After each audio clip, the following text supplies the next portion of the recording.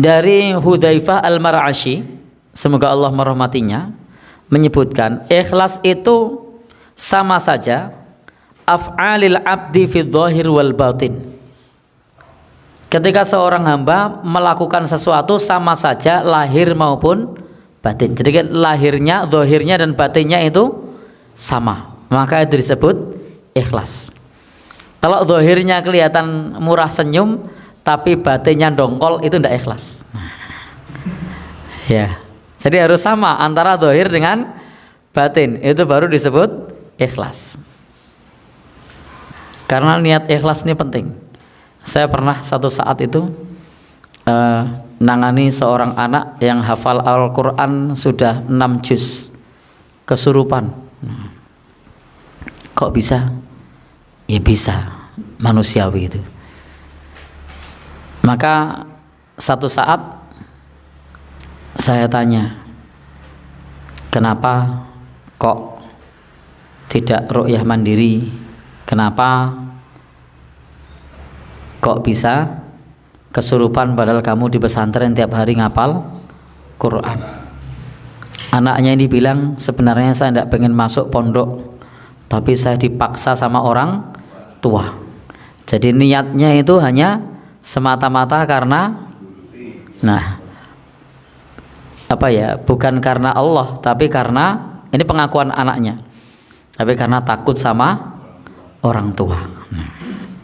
Jadi niat menghafalnya karena takut sama orang tua.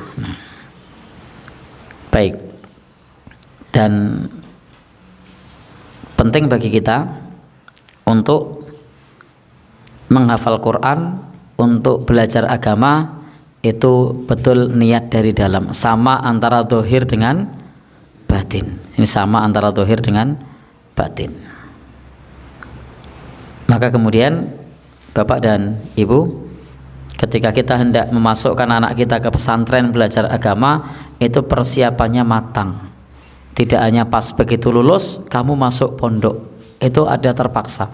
Maka sejak kelas 1 itu sudah kenalkan, diajak keliling ke pesantren, ini loh seperti ini, diceritakan yang baik-baik supaya ada keinginan masuk pesantren. Berapa banyak orang tua menginginkan anaknya masuk pesantren, itu gagal. Kenapa? Karena tidak pernah diutarakan sama anak, tiba-tiba begitu lulus kamu masuk pondok, ya enggak mau.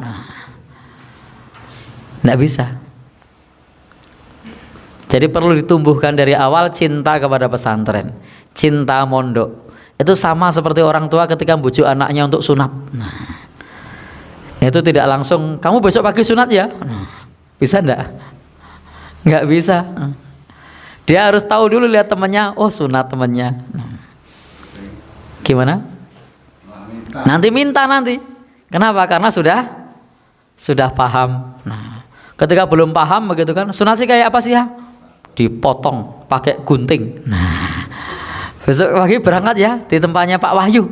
Pak Wahyu nih. Oh, betul apa? Baik. Kira-kira mau enggak? Enggak mau. Horor itu. Ya. Tapi kalau sudah disampaikan, dipahamkan, lihat teman-temannya, ya sudah, nanti dia akan mau. Sama juga dengan orang yang mau belajar Al-Quran di pondok pesantren. Jangan dikasih tahu yang horor-horor. Di pondok itu gudigen misalnya, enggak mau dia. Padahal enggak selalu gudigen. Saya di pesantren bertahun-tahun tidak pernah gudigen, alhamdulillah. Jadi saya termasuk yang tidak percaya dengan mitos bahwa kalau belum gudigen belum santri. Karena saya tidak gudigen. Baik.